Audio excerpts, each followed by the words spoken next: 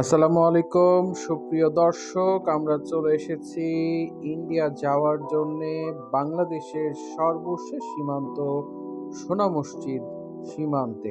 আপনারা দেখছেন হাতের বামে ইন্ডিয়ান ট্রাক, এই সামনেই কিন্তু বর্ডার, ইমিগ্রেশন ক্রস করে বর্ডার, এবং আমি অলরেডি ইন্ডিয়া চলে গেছি। এর মধ্যেখানে ভিডিও করতে পারি নাই, কারণ হচ্ছে অনুমতি ছিল না, অনেক রেস্ট্রিকশন ছিল। বিজিবি, কাস্টমস, ইমিগ্রেশনে অনেক অনেক রেস্ট্রিকশন তারা দিয়েছিল।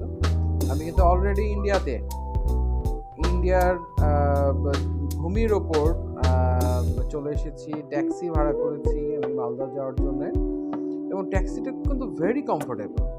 সিটগুলো খুবই মজার, আপনারা দেখতে পাচ্ছেন। এটা অনেক আগের মেড ইন ট্যাক্সি এগুলো, কিন্তু এত আরাম বসে।